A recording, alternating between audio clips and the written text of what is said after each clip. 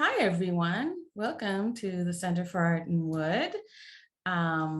We're so excited to bring this superhuman program to you tonight on the virtual channel. As you may be aware, this panel talk brings a local focus to the exhibition Extra Human Sculpture and Art of Michael Ferris, which continues on view through this Sunday. So if you hadn't seen it yet, come to the center and share space with these amazing people who have been such a huge part of the artist's life and who are immortalized in these amazing wood portrait sculptures. The publication on Michael Ferris's work is forthcoming, and we'll be celebrating its release this spring with an event. So please do stay in touch with us for more details on that, including the date and time and tone of the event. Tonight, we have 3 speakers joining us. Each of them are superhuman in their own way and add to the magic that is the wonderful city of Philadelphia.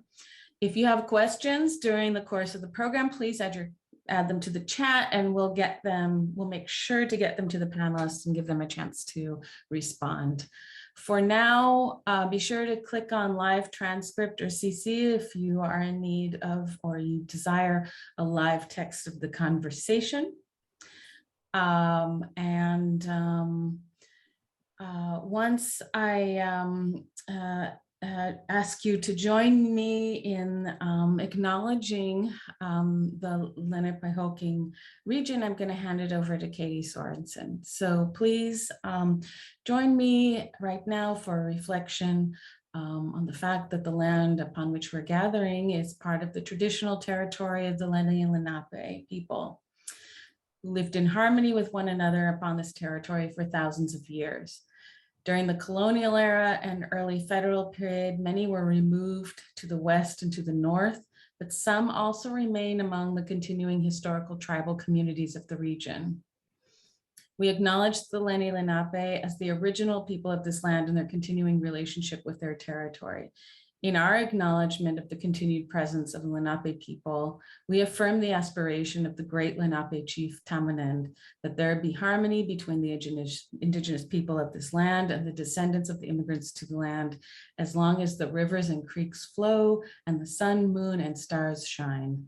And I am adding the information about the Nanticoke sector of the Lenni Lenape tribe nation in the chat for you to follow up if you'd like more information. So now we are getting started with Superhuman, and I'm going to hand it off to Katie Sorensen, the Center's Director of Outreach Communications, who will introduce our illustrious panelists. Thanks, Katie. Hi, everyone. Welcome to Superhuman Philadelphia, a conversation exploring portraiture in the city of Philadelphia, featuring artists Susan Hagen, Wit López, and RA Friedman. We'll hear about their work that they create and tie their portraiture to our current exhibition, Extra Human, the Art of Michael Ferris. I'd like to first introduce RA Friedman. Hi, RA. If you could just wave. R.A. Friedman is a Philadelphia-based visual artist whose work involves the interplay between the objectivity of the camera and the subjectivity of the handmade. Adept at photography, drawing, and recrafting older technologies, which I want to learn more about from you, R.A. Friedman's work melds the human figure's ability to convey intimate and complex states of being with the expressiveness of mark-making and time-based discovery. Deeply introspective as well as collaborative, his work gives voice to our personal, artistic, and collective histories. Our next artist I'd like to introduce is Susan Hagen, a longtime friend of the Center for Art in Wood. He is a Philadelphia-based artist, writer, and educator, engaged in social and environmental issues, Hagan received a BFA in sculpture from the Minneapolis College of Art and Design and an MFA in sculpture from the Cranbrook Academy of Art. Hagan's distinctive carved wood sculptures and drawings have been exhibited in numerous venues throughout the US. Her work was recently highlighted in a one-person show at the Drawing Room, an art project space in Philadelphia, and has also been featured at Adventureland Gallery in Chicago and at the Center for Art in Wood and Eastern State Penitentiary here in Philadelphia. Hagan is a professor at the Bucks County Community College in Newtown, PA.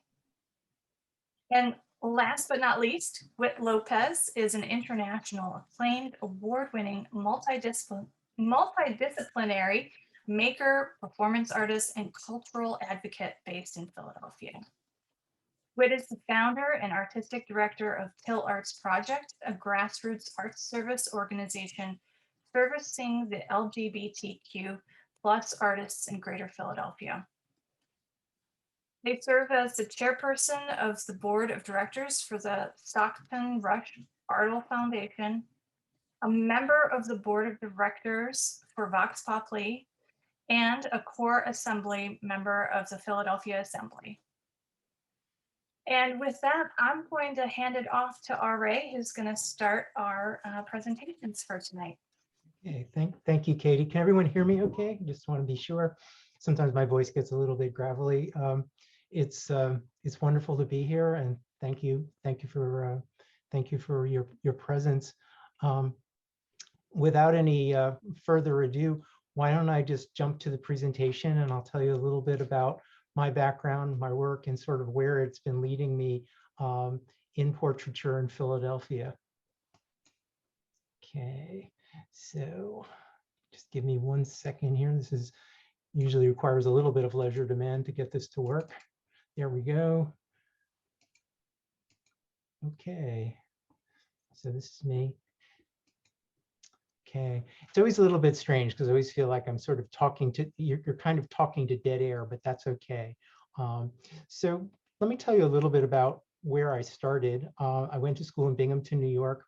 I've always been interested in the figure, sort of the strangeness of it, the vulnerability, the energy that surrounds it, and also the difficulties involved in creating any kind of decent sort of representation of a human person. This is an early one going back to 1987. Kind of carried that forward into graduate school. I started to get very, very interested in photographs, especially old photographs. I found old albums on the streets of Philadelphia to a family that had lived on 20th and Delancey Street. I found photographs that my grandfather had taken in the 1920s, photographs in books. And the other part was, long before the film revival, I started to get interested in using old cameras. So I was also using old cameras to create images from which I was working. And I created this kind of alternate Victorian world that eventually became my, my MFA thesis at LSU. This was a collage that I painted over from images that I found on the streets. Came to Philadelphia after graduate school. I'm originally a New Yorker, but I really wanted to be in a more affordable city, and New York was really not the place to be for me at that time. Like a lot of artists, I really struggled to kind of balance my personal life, my creative life, trying to get my art out there. And like many, many artists, I didn't do very well the first maybe 10 or so years out of graduate school in terms of getting any kind of traction. Although I did continue to draw, and this is the one drawing that kind of stood out for me. I was working, even at this time, completely from memory. So these are basically invented figures. They're not of any one specific person. Kind of jumping ahead without giving all the details, but I think to tell all is boring, so I won't. I eventually kind of came full circle back to photography, something that I had done pretty much from the time that I was in kindergarten. You may recognize this. This is a pinhole camera, possibly like the kind you may have made in high school, made out of an oatmeal can. It's basically just a canister with a little aperture drilled in it. I started working from the model in my studio with a pinhole camera, pretty much like the one that I just showed you, although maybe a little bit more sophisticated. And I created these series of images that I realized what I was doing was I was actually drawing and printmaking, even though I was using photography. I was doing multiple takes of models who would come in and model for me as I crawled around in the dark with a 250-watt light to illuminate these. And then I would composite them together in Photoshop to make them look like one unity. I had originally planned on doing 12 of these, but what ended up happening was I only made 9. But the series kind of had its run, and I feel like it kind of moved me to the next phase. Around 2017, I know this looks like kind of a strange jump, although we are kind of going from the nude to the nude, but a very different kind of nude. Around 2017, there was a lot going on. I was actually living in Brooklyn in a very difficult relationship. Number 45 just got elected. It seemed like the world was just kind of spinning out of control. And at the same time, I really felt that my photography, I was doing a lot of urban landscape work at the time, was just not big enough to hold what I was doing. So I actually started drawing from Victorian pornography. The images interested me in terms of kind of the broad approach that they took to the figure without a lot of detail, that they also kind of grew out of a painting ancestry. And also the models were kind of mysterious because usually they are anonymous. So there was also kind of that component to it, which I think may eventually become a portrait project in and of itself. So as it turned out, I ended up filling numerous sketchbooks, notebooks, etc. And it became a practice where I worked pretty much every morning. And I've continued to do so pretty much since 2017. Matter of fact, I think from 2018 to now, I haven't missed a single day. Even when I was out bike touring last summer, I continued to draw even just a little bit every day. That kind of brings us to now. In May of 2020, we were in the midst of the worst of the pandemic. As I recall, I had lost my job. I was home on my own. There were uprisings going on, all kinds of reckonings, racial reckonings going on, questions about equity being raised, all kinds of upheaval in the United States, and I would have to say necessary upheaval. But here I was kind of at home in my studio, kind of in almost an ivory tower, I felt. And I really felt that I needed to do something as an artist to kind of support what was going on. And the thought occurred to me to actually start doing portraits of Philadelphians who had perished from COVID. And that's what I started to do. Originally, the idea was to simply do workshops, but the project kind of took on a life of its own. Originally just working with Philadelphians, and then eventually expanding to all of the United States, and also adding on project artists who, in addition to me, were also drawing portraits as well. So I now have 32 people who are also contributing to the project. I got very interested in constructed drawing, which is something that actually I'd always had an interest in. Basically, a Renaissance technique. It's these are some of these heads are actually Dürer, copies from Dürer, how he constructed his heads geometrically. I got very interested in that idea, largely because I was working from really terrible photographs that I had found on the internet and having to reconstruct form, space, volume, and light. I started working from memory and construction. This is part of a work in progress. I'll probably eventually go back to the original photograph and use it as a reference, but this was done completely from memory, just to kind of figure out what the construction of the drawing should be and sort of what the what the basic sort of underpinnings of the drawing should be in terms of how it should be put together. And these are small. These are about 6 by 6 to about 8 by 8 inches. I'm working in a sort of a small easel format. Bringing us up to about February of 2022, the project ended up having a show at In Liquid, pretty much filling up the whole gallery with 14 of the small drawings, and then some enlarged pieces. These are what the final drawings looked like. One of them. This selection was made by Amy Potzik, who curated the show. And all of these are anonymous. I know who they are, but when they're displayed, I don't put who they are. And it started with Philadelphians, and now hopefully I think I have a representative drawing from all 50 states. And these would usually take 1 to 2 long studio sessions to get done, sometimes longer. Frequently I would wash out and have to start over again. I had one drawing that I had to do 4 attempts before I got it the way I wanted it. Sometimes I would hit them on the first try.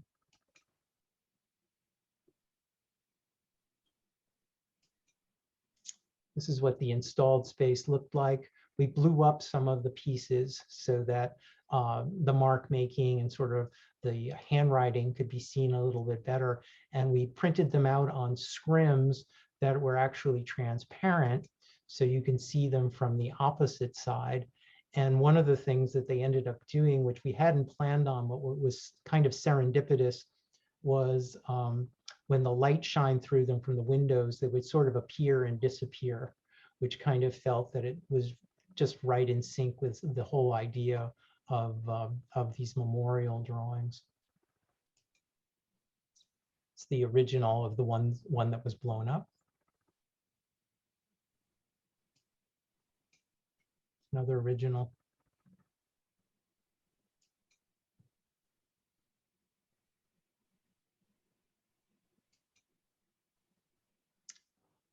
A lot of the photographs that I worked from ended up being vintage photographs, sometimes from the 1940s or 50s. I think largely because people who were in nursing homes or might have been in the hospital at the time that they died, there was no access to images, or they didn't want, pictures of them in a reduced state. So the family often would use pictures that were 20 or 30 or more years old, and they were kind of fun to work from.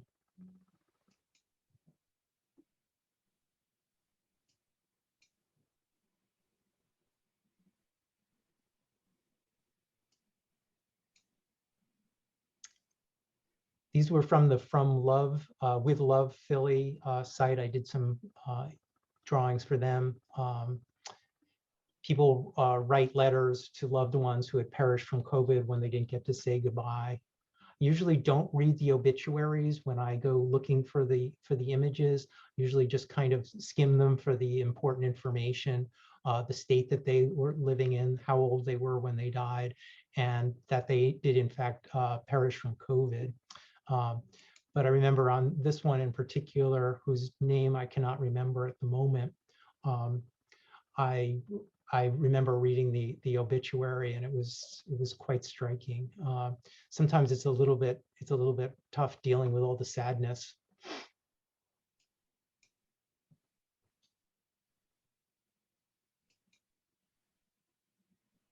This one was obviously probably from the 1940s or 1950s, as was this one, possibly World War II or the Korean War. And this is what the installation looked like with all the project artists' images as part of it. I blew all of them up. I did all the printing myself, which was a real project. Basically, my inkjet printer was running all day for 2 days practically. And interspersed were some quotes here and there, some from artists, some from the With Love Philly show website, basically just to break things up a little bit and provide a little bit of relief visually and maybe emotionally. That's pretty much it. You can find me at rafriedman.com. I would be remiss if I didn't mention that I am still looking for budding artists or possibly seasoned artists who are drawing portraits who would like to contribute to the project. You can find me on Instagram. The project itself is under The Trouble I've Seen on Facebook, where we update it at pretty much usually 1 or 2 drawings a week as they come in. And I just wanted to give special thanks to the Center for Art in Wood, the project artists who without this would not have been possible. Amy Potzik, who has really been sort of the stabilizing influence in all of this, and she's just fantastic. People who've supported the project through Fractured Atlas, and also a shout out to Elaine at Frame Fatale in Passyunk, who really helped get the show framed and up on the walls in an incredibly short time frame. So that's pretty much it, and I'll hand it back to Katie. Thanks, Ari. That was fascinating. Thank you. And thank you for being a part of this talk tonight. Thank you. Okay, our next artist is Susan Hagen. Hi. That's going to be a tough act to follow. That's very moving work, and I have questions, but I have to focus on my little shtick here. So I'm going to start out with screen sharing also. So hang on to your hats. And I guess I got to go here. Okay. So, yeah, so I had a little bit of trouble in narrowing down what I want to talk about, but I think these are the 3 main things: sculpture, portraiture, and social context. So, and I wanted to start out with just a few examples of artists whose work has been very inspirational to me as a sculptor and as a, I guess, portrait artist. Tillman Riemenschneider was the first one, and Edgar Tolson, a Kentucky self-taught artist. Here's an example of one of the crime scenes that was made by, what's her name? Frances Glessner Lee. And they were made not as art projects, but in order to train detectives. So I've always been interested in small things. What just happened? And doll houses, toys, dolls, and so forth. Moving on, sculpture, butter sculpture, carving. And I like the fact that these are portraits and they are made out of butter. They're bigger than life size, and they're from the Minnesota State Fair.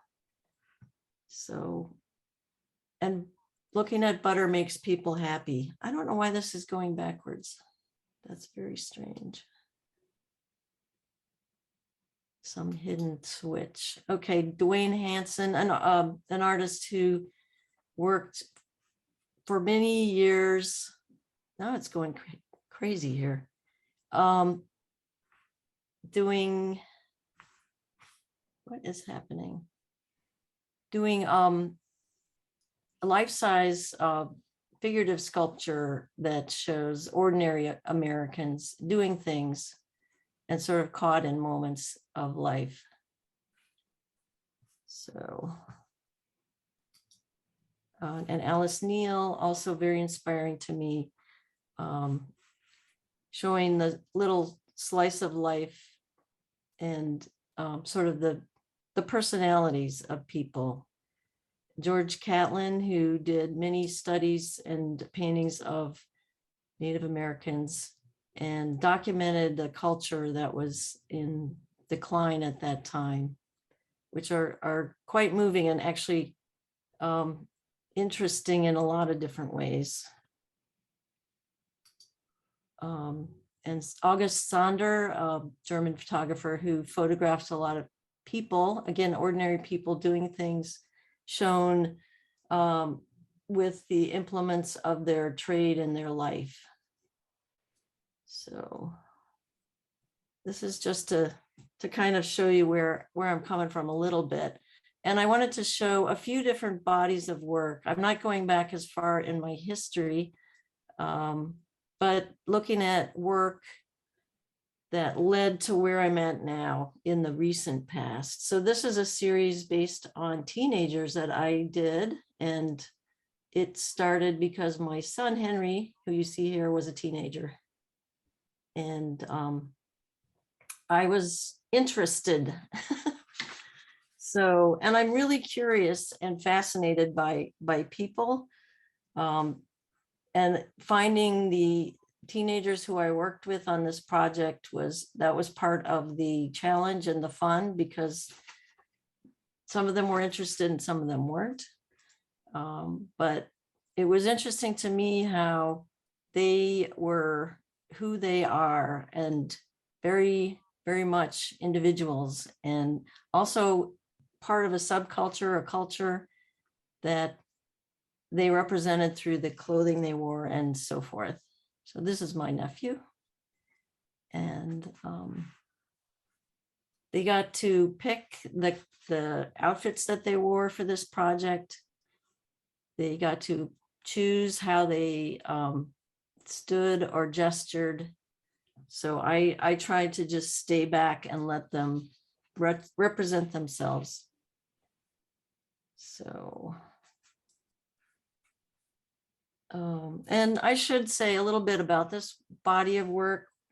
My earlier work was more about my interior life and mythology, and more referential to the art world. And this work was really about the world around me directly. And that's kind of where I progressed as an artist, is being more and more interested in the world around me, the social world and the environmental world. But as a subject, I was an outsider in working with the teenagers. So that's part of the process. And okay, I'm jumping ahead. This is a series called The Lost Army. And I'm just showing you a few examples from each of these. Most of them were at least 15 to 20 pieces in each group. So this was done after the American invasion in Iraq, and just reading the paper and seeing photos of the American soldiers, mainly very young kids from rural America who went to Iraq. I thought of it at first as a sort of anti-war project, thinking about these soldiers as just a sort of anonymous group. But as I worked on it, they became more and more specific, and they took on personalities. Why is this doing this again? It's just, I wanted to see them arranged in groups, and that was part of the project, is setting them up. They were all small scale, about a foot tall. And I had to learn a bit about all of the gear, the weapons, and the uniforms in order to do it, which I knew very little about prior to this. Oops. Back. Sorry. My computer's very jumpy tonight. Yeah, and here's an example. So you can see some of the details. So they were carved and then burned. So I wanted them to read as silhouettes. And but yeah, you can still see much of the detail of the carving.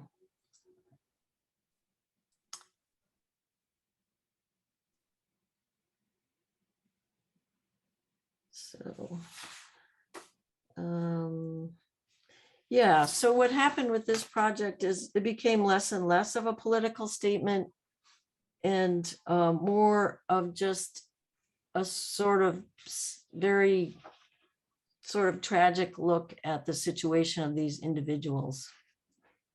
And I started to think about pocket monuments, that a lot of monuments in our culture are quite large scale and imposing, but what if you could fit a monument in your pocket? And these are small enough. They were about 12 inches tall and quite portable. So I want to move on to another series. This was done for Eastern State Penitentiary a few years ago, Recollection Tableau. There's a shot of it. It's a historic site in Philadelphia. And they have an art program, and I made a proposal for this project.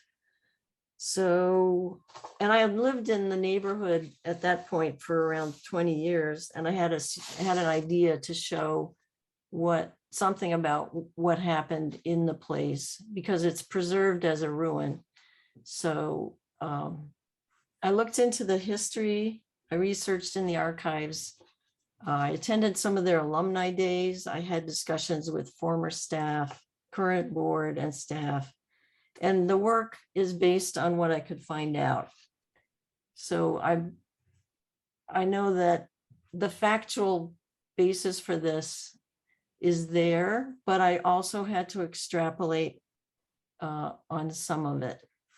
There were a lot of scenes of people working in the archives on different parts of the penitentiary. Construction work was pretty much nonstop everywhere. And I wanted to show that. Oops, what? And towards the end of the history of the place, it was open from the 1830s through about 1972, I think, 71, where they were allowed to watch television for the first time. And that's what this scene shows. So, and these figures are all fairly small scale also. And the boxes, the dioramas contained furniture and other objects. Sort of minimal though. I decided to use the white palette. The wood is bleached in here and all of the items are painted to match. But yeah, so I wanted to show that we don't know. There's a lot that we don't know here. And the palette was, helped to show that. So I think I'm okay on time. Okay, one more. Citizens. So this is a project that's been ongoing for a number of years. And it came out of the fact that I've been living in Philadelphia now for several decades, 3 decades, I don't know. And I just love the city. I just love the people in it. I love watching them. And just the richness of urban life has been incredibly inspiring to me. And I wanted to sort of pay homage to that with this series. So I just started to approach people, sometimes strangers and sometimes people I knew slightly, and other times people I knew well, but just kind of a random cross-section of people in the city. So these are also fairly small scale. They're a little bigger than the other ones. The figures are maybe 12 to 15 inches tall, and they all have small dioramas to go with them. So this was a person who I met at a community garden where I continue to have a plot in that garden. She's also an artist, as you can tell by her apron, Sally. And I was really interested in the dialogue in the city. And at this point, this is early in the series, remember Occupy Philly near City Hall? I met some of the people there and they posed for me. And this young woman was she was staying in a tent outside City Hall. These were her little items that she had. So I made a little teapot and a megaphone. Here's another person I met at that place.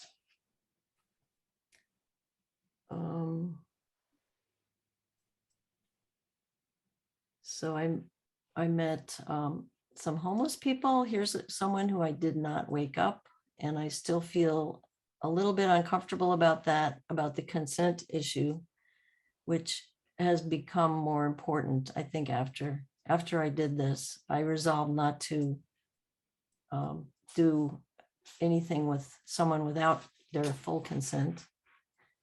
I did work with some homeless people. I was put in touch with some people through Project Home and another shelter.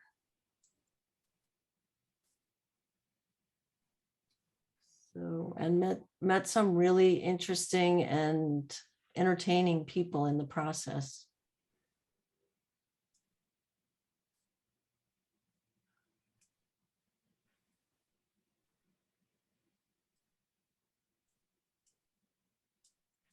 More protesters, as you know, as things changed after, as RA said, 45, the era of 45.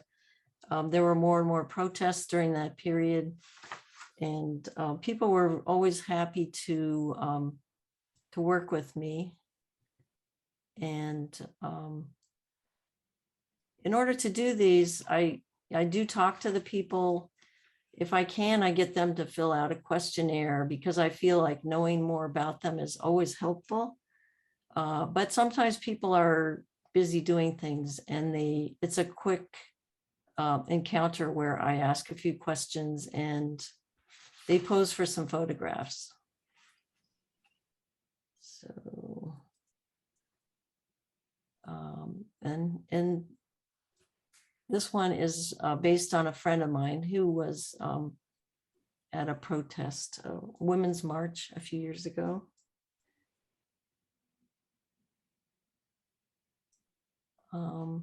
With all the kind of grimness and seriousness going on, I also got intrigued by the sort of festive side of city life, urban life, trick-or-treating, festivals of different kinds.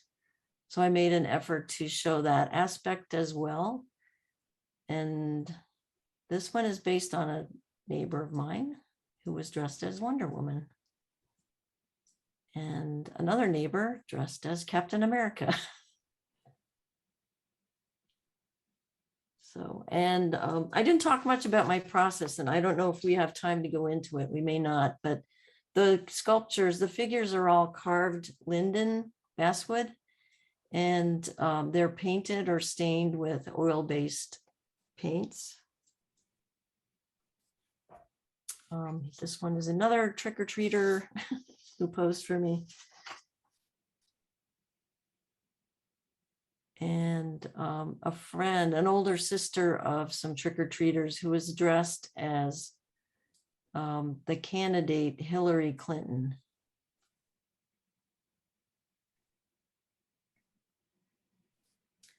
I have a few sculptures, a group that is based on a series of dancers who work with fire. Lux Arati, it's a Philadelphia group of performers. And they have these metal fans that have flames on the ends of them. And the mayor posed for me, which was kind of a surprise. He was he was difficult to schedule, but very, very nice to work with. And some artists, a few artists who I met, who I know. Whoops, that's not an artist. Anne Minnick is a painter.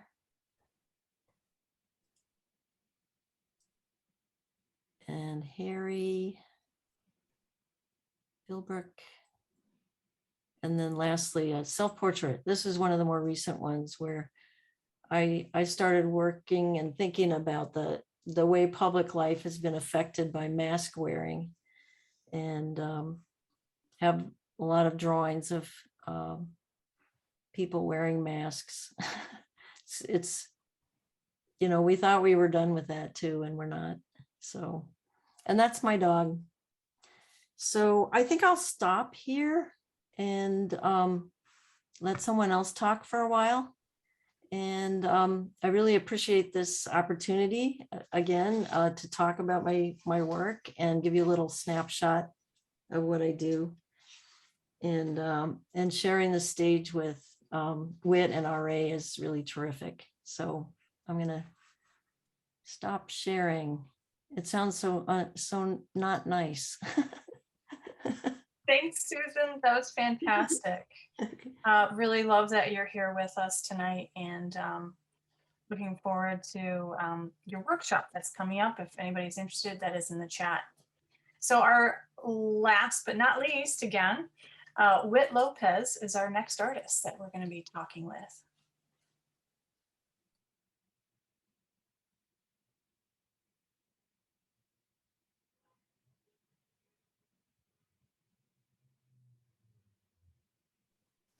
Okay, I had to find the unmute button.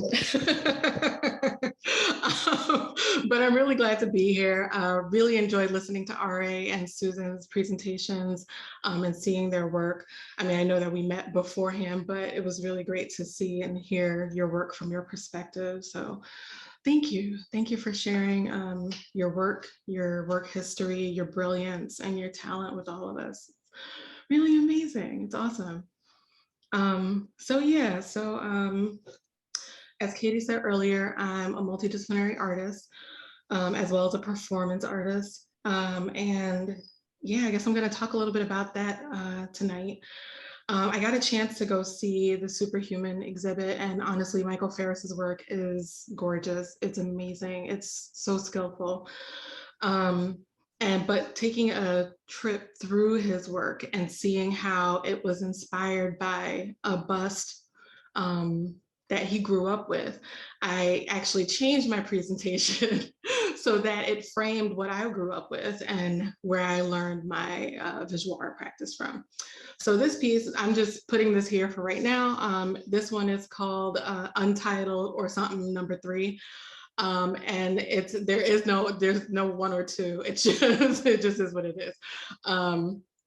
That is the actual title. And I call these digital quilt portraits. So pretty much they're self-portraits, right? They're images of me that I took of myself, images of like my hands as well. And then things that like I'm interested in, right? Because I make things out of yarn. So there's yarn in it. There's images of actual fabric, but like turned into a like wallpaper in the background, which is pretty much the quilted part of the portrait. Like each of these is actually a square. And then I just kind of line them up. However, pictures of the yarn that I actually used to make the braids on the hair, makeup, the earrings, right? And then the shirt that I'm wearing, which I also sewed and made.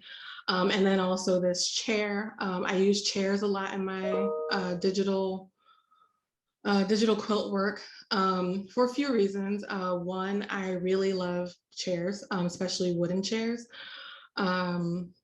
And also because of accessibility purposes. I think that it's important for folks to remember that art spaces and everything should be made accessible for those of us who can't stand for extended periods of time.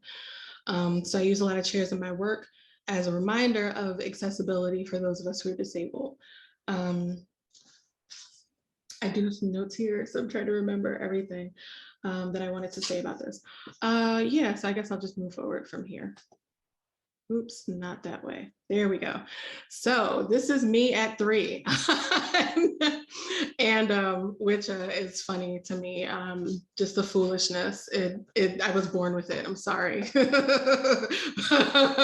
Oh no. But anyway, so this is actually, I feel like this kind of encapsulates a lot of where my art practice came from.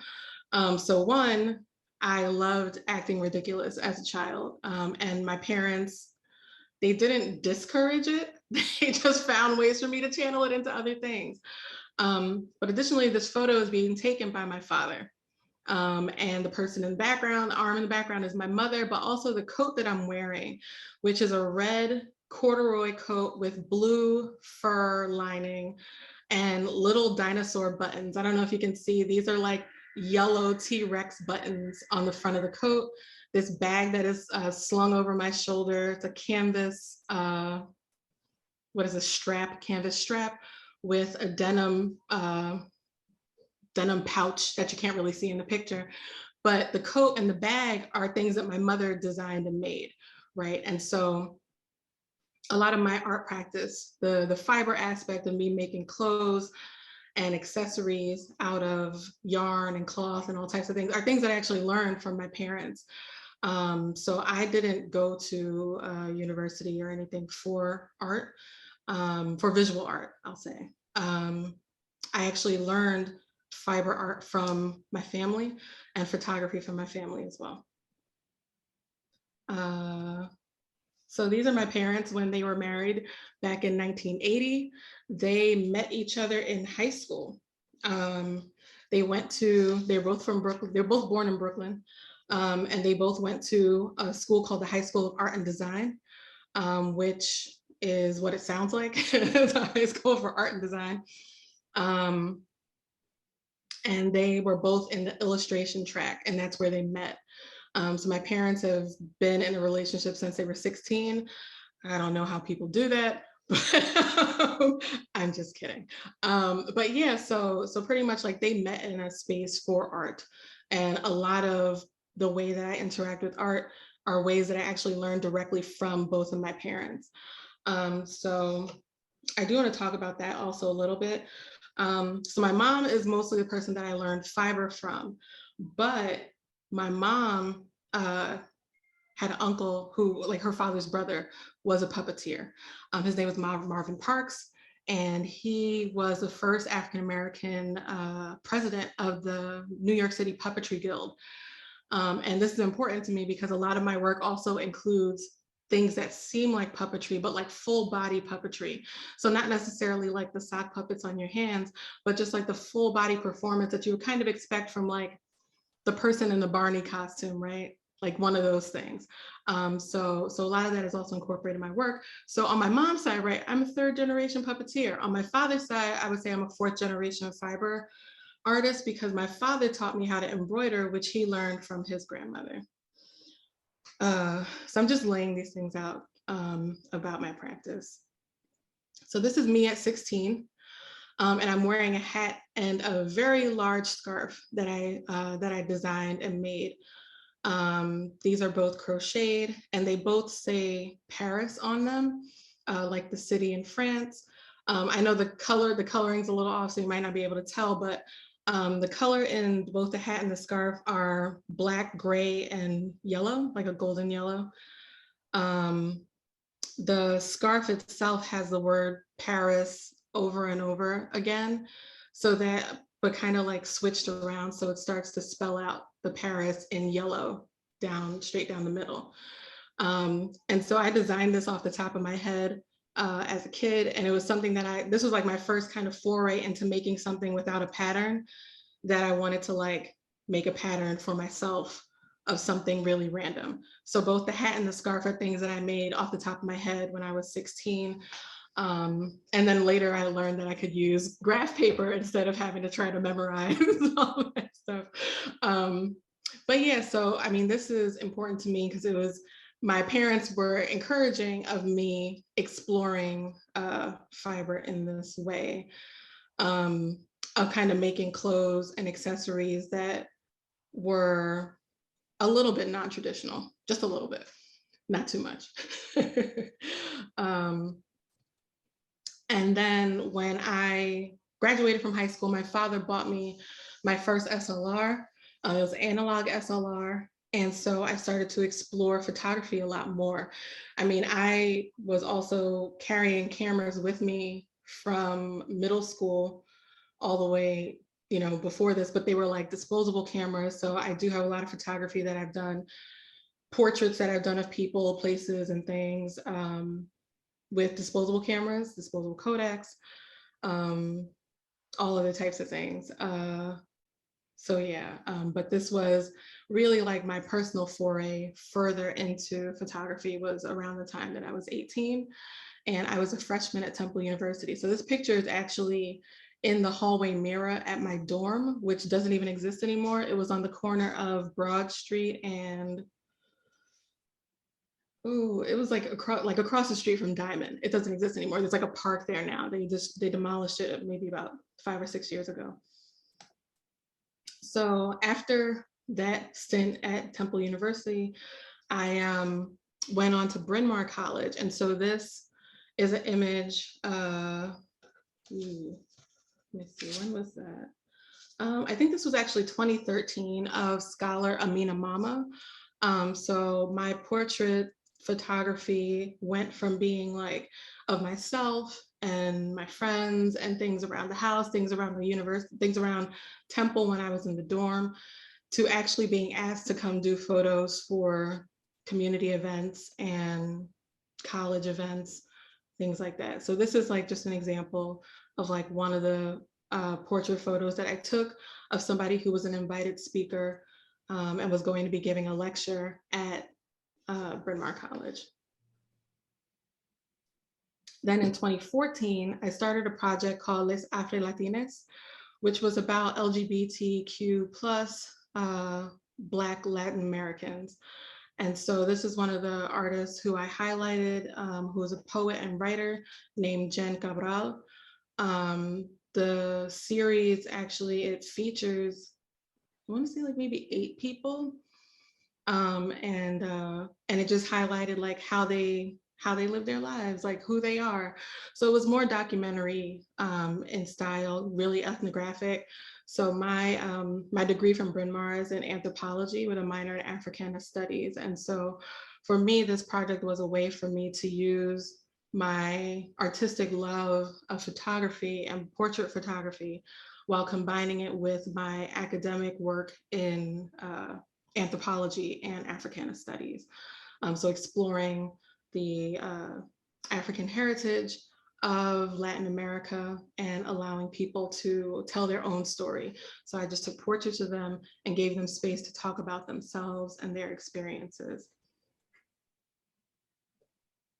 So I also occasionally paint. It is not necessarily the thing that like I like to do all the time, but when I do, it tends to be a little bit weird. So this is a self-portrait from, I think it's also from 2014. And in addition to the paint, it also incorporates some fiber elements, because I always feel like everything has to have yarn in it. So then moving on to 2015, I took the fiber work that I do, and I took the photography work that I do, and I combine it into a lookbook of clothing that I made, as well as taking the photos of these individuals. These are some of my friends who are also alum of Bryn Mawr College. And so I asked them to model some of my work.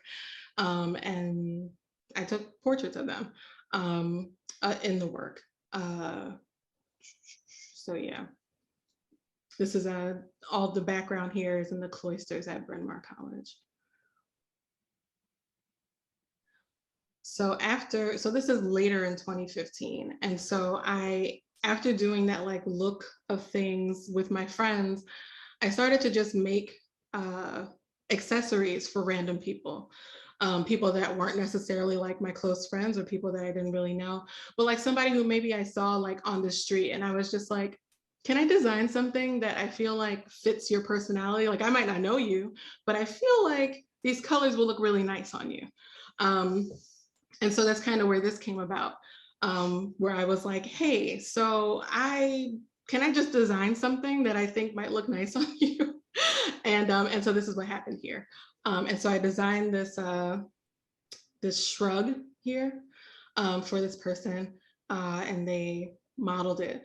But what I ended up doing with this later with portraits like this, so this was like, I think one of maybe 4 photo shoots that I did like this. So once I would take the photo of the person in the thing, I would take the object that they were wearing as well as a photo and like have them on display in group shows. So there were a few exhibitions that I was in where it would be a portrait of the person on the wall and then like a pedestal with the garment on it, and people who were visiting were allowed to try it on and take pictures of themselves. So then they were creating portraits based off of what they saw in the portrait on the wall, but also allowing them to now create a performance in the space because they were performing what they thought the piece should do or should look like. So then I also around then got back into like doing free headshots for people in community. So there's a lot of folks in the Philly community who I've just done like professional headshots for. So this is one of them. This is I know y'all were like, wow, okay, professional headshot. And then it was just like, bam, okay. So, you know, gotta keep it alive. So this is a gift that's actually made from several self-portraits that I took, I think in like 2017. And this was I would say like my first time deciding to be both like the subject and I guess whatever of my own performance photography. So I stopped deciding to invite other people to wear things that I made. And I was like, why don't I just wear a bunch of nonsense? And so that's kind of where this came from. So, so I made this yarn wig as well as these raffia like bird's nests that are like sitting on top. There's silk flowers from like the art store and a turquoise and copper nose ring that I made. And so this is actually a series of photos that one of them is repeated but flipped, but the others are, I think maybe it's like 4 images in a row where I'm just making different faces, but I'm not moving my position except for when I turn to the side. So the side ones are flipped so that it looks like I'm moving from side to side, but it's actually just like me only doing like one side. But yeah, like this photo shoot, which is called Not My Kneecaps, is was kind of like my first step towards doing what I would call like performance art photography, where it's like it keeps me from like being one of those like performers in the street doing something weird, but also it still gives me space to do something weird. So that's what these are for. And then once the pandemic hit, I started doing some of these performance photos or performance art photography, I would say for like social media purposes, both to like keep myself engaged in the arts, but also like to keep other people's spirits up, because the pandemic's been hard on a lot of people, right? So this one is called Them Three Kings over there. And I actually put it out on Three Kings Day, which I think is January 5th, maybe January 6th.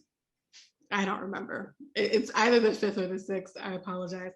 But this was, I think, was from January 2021. And so yeah, it's a reference to the three kings who saw the star in the sky, you know, that story. Yeah, that's pretty much all this is. I took these photos in my house with my own lighting and just kind of changed the background a little bit, added some stuff, did my own makeup, and that's really it. I'm also still wearing like a yarn outfit that I made, but you can't really see it that well here. And then from there, I did a 3-zine series called Rojo, Yellow, and Blau. Just red, yellow, and blue. It was just primary colors pretty much. So this was what I would say like the cover photo for Yellow, the Yellow zine was. So this series wasn't just like me making zines to have fun, but it was also an opportunity for me to collaborate with artists outside of Philly. So I collaborated with an artist named Simbala, I believe, DeSale. So if you look here on my shoulder in the picture is a very small version of me, but it's a leather brooch that was made by Simbala. And then here is another reference to the chairs, right? Just two wooden yellow chairs that I'm wearing for no reason.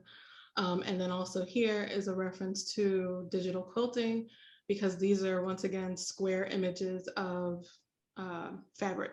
So this is just images of cotton fabric, the design on it repeated over and over. And then from there, I jumped into what I call digital quilt portraits. And so once again, using these fabric patterns, right? Like all these are pictures of fabric that are turned into squares, almost the same way that when you're a quilter, you take a large piece of fabric and you cut it into squares and sew it together. It's just images, snapshots of quilting fabric made into that. So it honestly was inspired by a few things.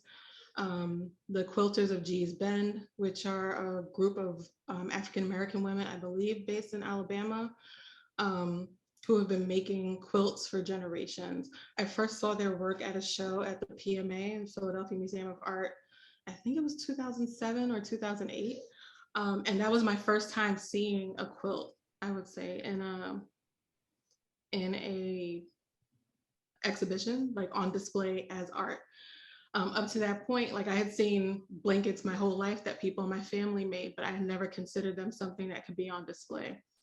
And so I made this one. It's called Trying to Keep a Straight Face, because I actually covered up my eyes because I'm making like a ridiculous, like my eyes are crossed but you can't see it because the braids are over it. I made these yarn braids and then just kind of repeated the images all along the edges, all in front of me and across. I made it smaller and put it across my eyes. So yeah, this was kind of like my first digital quilt portrait. And then out of this one grew this one, which is part of a much larger installation called Red, Yellow, Green, Purple. Very obvious, but yeah, so this black and white fabric in the background or the black and white image is actually fabric, which you saw, like I was wearing actually that fabric in the first image that I showed you. The yarn, right? The yarn that I actually used to make the braids, make these pillows, pillow children. So this particular image from the whole installation, because I think the installation is about 9 images, but this one is called Don't Talk to Me or My Sons Part 1. And so again, these tiles up here and on both sides at the top and across the bottom are images of fabric, like that I just made really small, but in the colorway of this. And also like here, little crocheted circles that I make. A lot of my work has a lot of like little geometric things in it. So you'll either see like squares, triangles, or circles in my work. This is the quilt that I made. So this is just me standing in front of the quilt that I made, as well as the table full of things that I was sending to the exhibition. So currently, those are on display right now. Can I go back? Okay, so this is actually part of like a rotation, kind of like a slideshow with the other images that also feature a group of disabled artists from Philadelphia, or who are based in Philadelphia. So they were all on display in Canada right now, and they've been on tour up there. So on this quilt. So pretty much what it looks like in installation is this. The quilt is 11 feet by 11 feet. And the images are projected onto it, but they get to change. So the slideshow cycles through all the different images, and the pieces that I made, like these fake suns, right, that I'm holding, or the braids in my hair, the little circles on the front, are strewn on the floor in front of it, as well as like a small pillow that uses like remaining fabric from the quilt. So part of the reason why these are here is to kind of bring what's in here like out into reality a little bit. But additionally, I make these as accessibility tools for people who can't necessarily see what these are up here, so they can still feel with their hands what this is like. So yeah, that's this installation, and that's also the end of my my presentation. Whit, thank you so much. Thank you for being with us tonight. Thank you for sharing your amazing work. Mhm. I have to just comment on your use of color, always excites me and brings so much joy. So thank you for bringing joy to the world when we all need it most. We are going to start the Q&A now. If you do have some questions, please add them to the chat. I just headed back into RA's presentation, and Carolyn Picchiotti says, RA, your drawings are so wonderful. You do a wonderful job of capturing the essence of the person. So I wanted to share that with you. Oh, thank you. Oh, go ahead. No, I mean, I think the only rejoinder to that is, thank you. I feel like I've succeeded. I mean, what I do is I try to really sit with the person, at least their image, literally, in my studio in silence. It's kind of a rule is I never have music on when I'm drawing these particular portraits. If I'm doing other things, I might have music on, but when I'm working on these, I really try to have total concentration so that, and the people do kind of start to get to you a little bit. Usually towards the end, when you reach the end of the drawing and they're looking back at you, that's when the sadness kind of starts to hit that, that this soul is no longer in the world. So. Wow. And we have a question from Aaron Goldblatt, and he's asking, why is it important to keep the subject anonymous? The reason that I did that is I wanted everything to be as democratic as possible, and I didn't want anyone to be, any bigger than anyone else, and I didn't want people going up to them and saying, "Oh, who's that? Who's that?" I mean, I wanted to put everyone pretty much on an equal footing. There actually are a few people in the presentation, in the drawings that are better known, but I did not want to identify them. The other thing is I really wanted to respect the families of the people that had died. I didn't want anyone to think that I was trying to profit in any way from their likeness. So it just seemed like that was the right way to go, was just to keep it anonymous. And these will eventually go into some kind of archive, and they'll be identified there if anyone wants to be digging around in that 100 years from now. That's amazing. Nava, do you want to ask your question that you have here in the chat? Sure.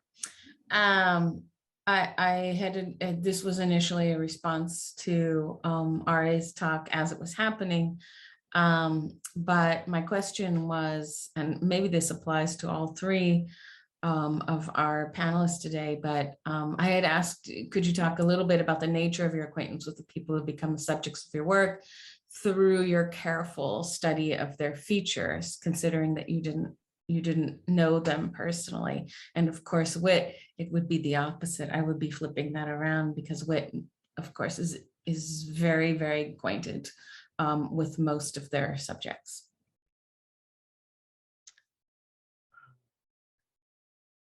Well, all I can really say is that their images are definitely kind of stamped on my brain.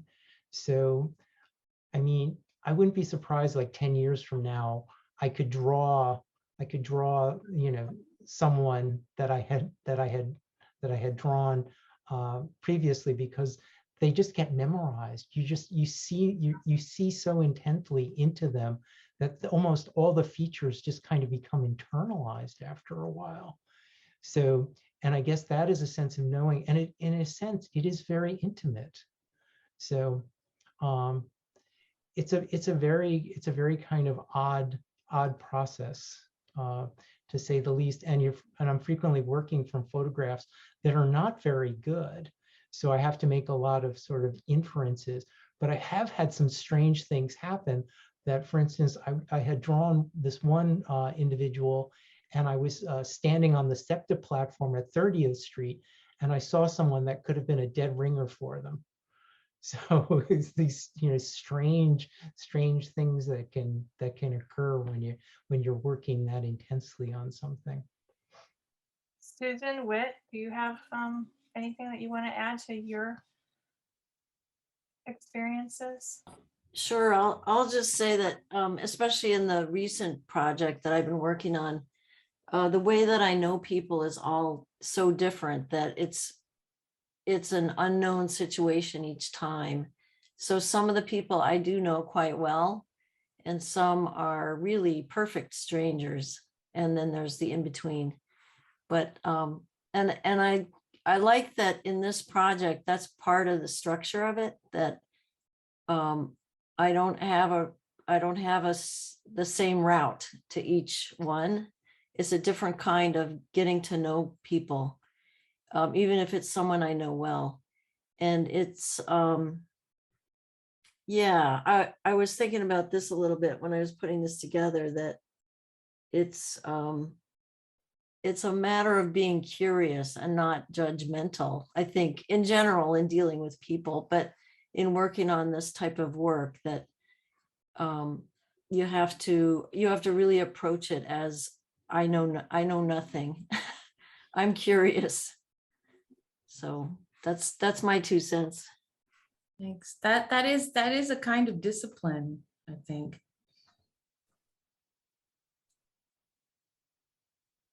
But I'll hold off because I want to hear from Whit too.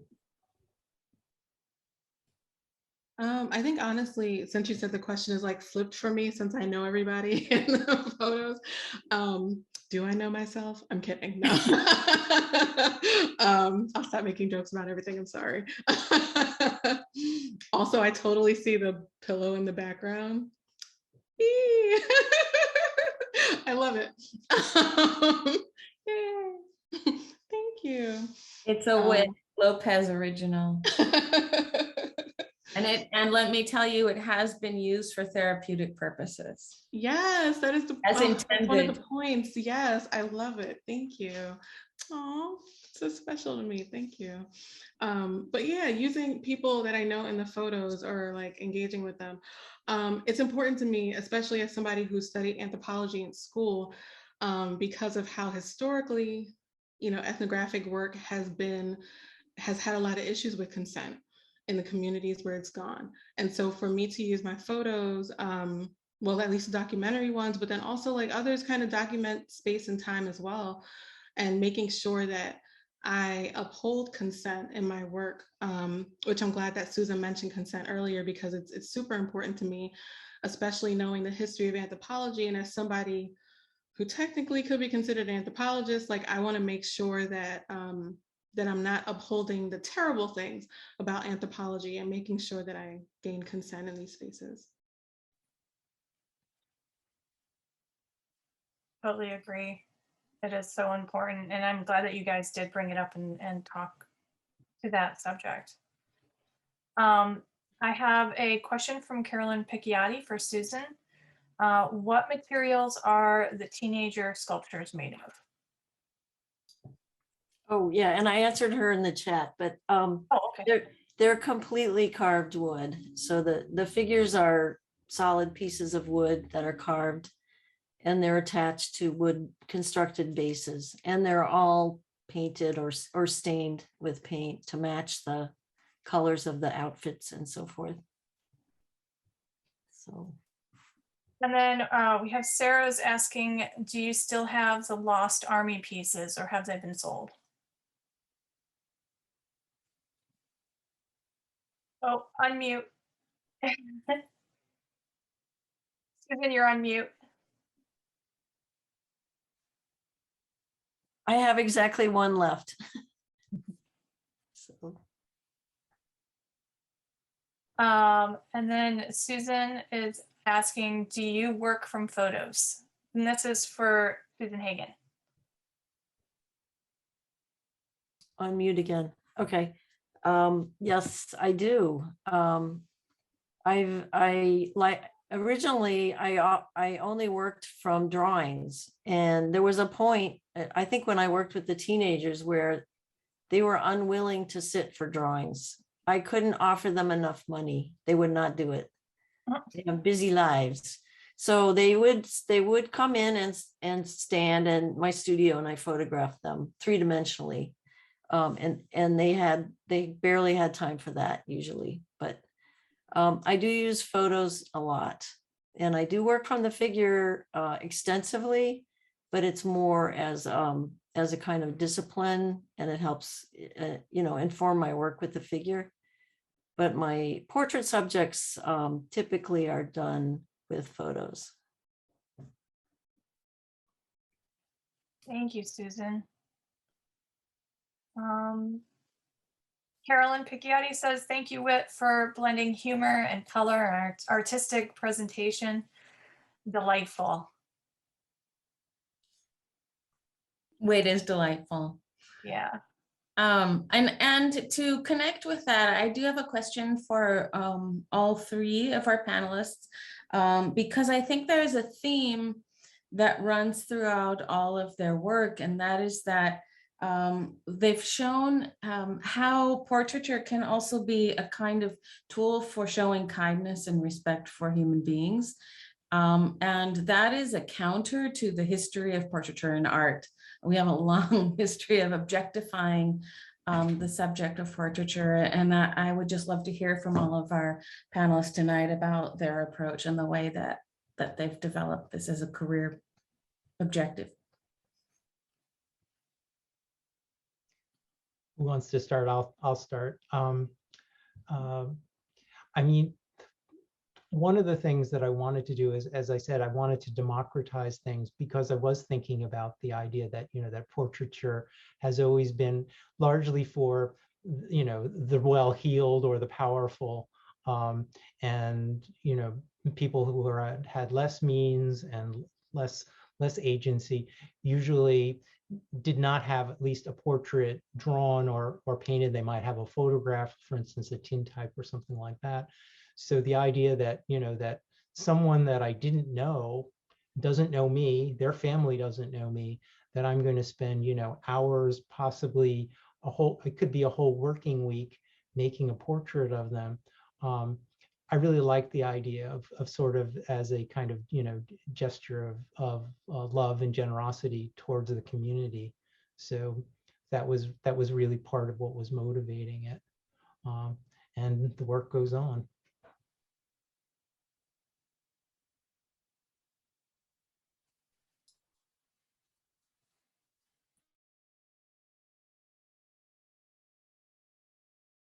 I guess I'll go next. Yeah, and I have to confess, I don't remember the question, but I think it was about the subjects that we work with. Is that right? Yeah, and there is a sense of turning against our historical tradition and showing respect, and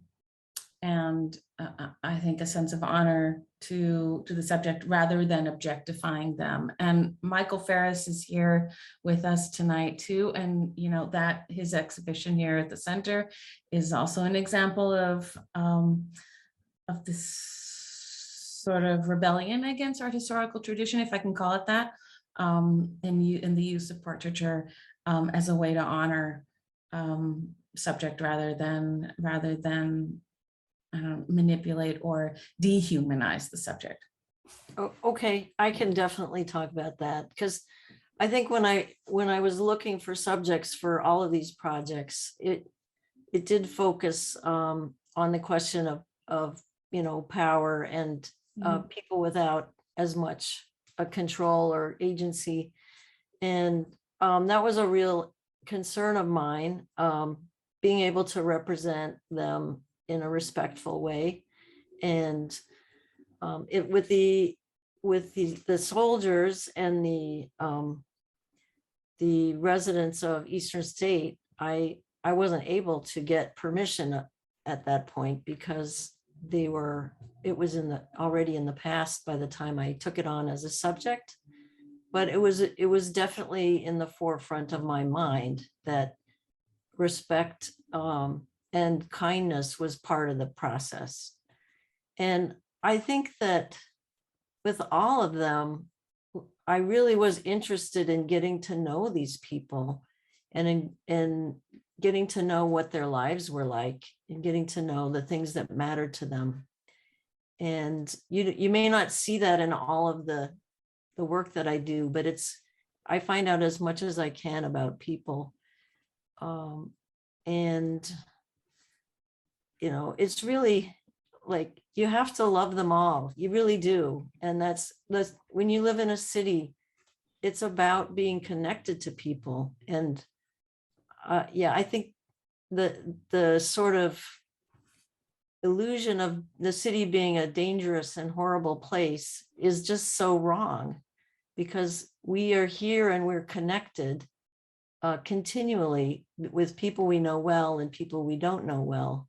And it's based on a kind of respect and, well, the city of brotherly love, really, that there's a connection between all of the people here that I find very meaningful. I think that's important. That's important to mention in the context of this event as well, in this conversation we're having. Mm-hmm.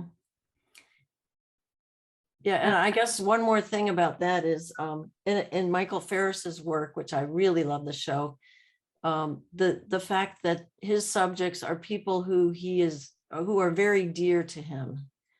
And I just love that. I just love that the sculptures are embodiments of that connection with the people. Thank you. Whit, do you have thoughts on this topic, or before we? Sure, not a problem. So I mean, I mentioned earlier about my own educational history with anthropology and wanting to subvert the anthropological tradition of pretty much, violating people's space and personhood and everything else.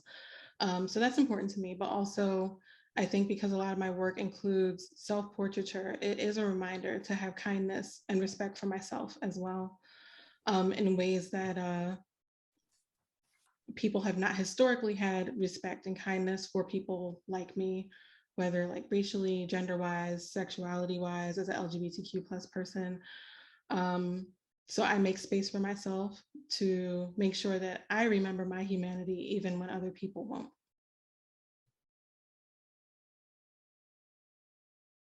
No one could say it better than that. Yeah, that's beautiful. I have, I know that we ran over tonight, but I think this was a really amazing discussion that we had. And I want to thank the panelists for being a part of tonight's discussion. Also want to thank Michael Ferris for being with us tonight. I have a wonderful closing comment to share with all of you. And I just missed something, didn't I? It's either Ernest or Stretchy is making an appearance. Aww. Nice. I have a comment from Tina Lakoff. She writes, we love the varied studies of people in a time when it's hard to know or be with people. It's so great the artists really see people and then document them as art. Thank you, Tina. That's perfectly said. So on that note, Nava, do you want to give any closing remarks? I can't top that. I know. I just only to say thank you so much for